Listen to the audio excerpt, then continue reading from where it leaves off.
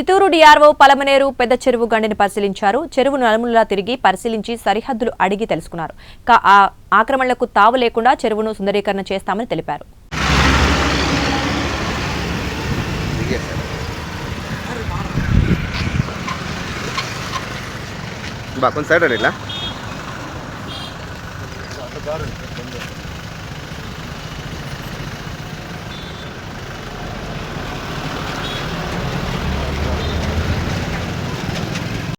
Aadhaar card ఇక్కడే ఉంది, బియ్యం కార్డు ఇక్కడే ఉంది, భూమి కార్డు ఇక్కడే ఉంది. 40 ఏళ్ళు బట్టి బాడిగలు కట్టలేకుండా వచ్చి ఇక్కడ గుర్తు చేసుకున్నాము. ఏ ఊరు మీది? ఎవరిదే మీది ఏ ఊరు? ఈ ఊరేనా? ఈ ఊరే, ఈ ఊరే మాదే. సొంతూరు మా ఊరు, ఈ ఊరు కాదు. మేము శ్రీహరి వాళ్ళు ఉన్నారే నరేంద్ర అన్నల్లో, వాళ్ళు మాకు పెళ్లి చేసినారు. వాళ్ళ ఇంట్లో ఉన్నాము. మా ఇంటి కాలం అయిపోయా, నాకెవరు మాకు దిక్కులేదు. అందుకే పిల్లలు ఒక కూతురు, ఆ కూతురు కూడా చనిపోయింది. ఇంట్లో నేను మా పెద్ద ఆయన ఉన్నాము, ఇద్దరే ఇద్దరు. చిన్న గుడిసె ఆవును పట్టుకుంటా, ఆవును కట్టేసుకునేదానికి నేడేసుకున్నాం స్వామి. మాకేం వద్దు, మాకుండేదానికి నేడు ఉంటే గవర్నమెంట్ హౌసింగ్ స్కీమ్ ఇస్తారు కదా, అప్లై చేసుకుంటే మీకు హౌసింగ్ కాలనీ ఇల్లు కట్టుకోవచ్చు కదా. రాసి ఇచ్చినాను స్వామి, ఫోటోలు ఇచ్చినాను, రాసి ఇచ్చినాను. ఎక్కడ ఇవ్వలేదు సార్ నాకు.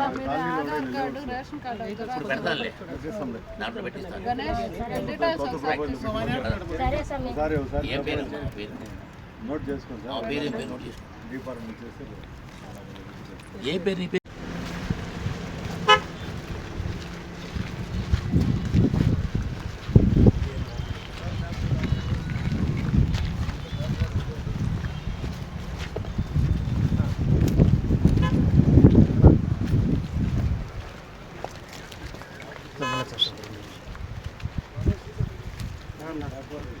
మనం అడిగింది వెస్ట్ లో పెద్ద చెట్టు ఇదా? ఇందాక మనం చూసింది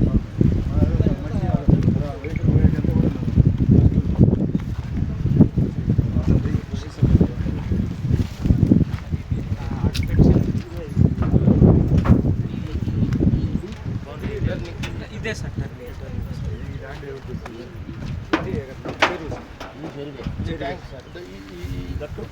గట్టు ఇది సార్ 550 సదరన్ సైడ్ అది ప్రైవేట్ పట్ట. ఇట్లా వచ్చి టర్న్ అయ్యి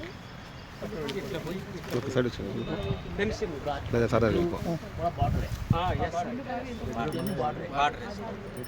రెస్టారెంట్ సైడ్. అవును అవతల వాళ్ళు రాళ్ళు వేసుకున్నారు కదా, అది కాదు, అదే ప్రైవేట్. మొత్తం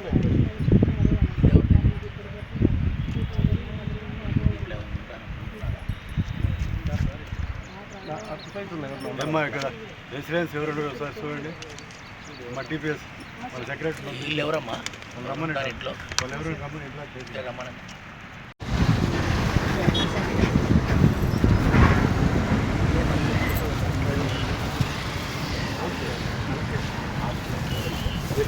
చెప్పులు లేకుండా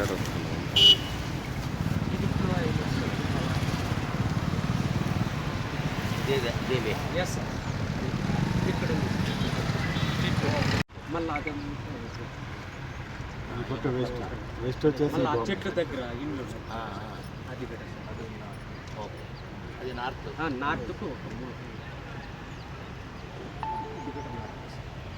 వెస్టర్న్ సైడ్. ఈ side compound, western side compound layout. Northern side చెట్లు ఉండేవి. మళ్ళీ ఇక్కడ మధ్యలో కూడా ఎట్లా ఎఫెక్ట్ ఏం లేదు. దీంట్లో నుంచి వాటర్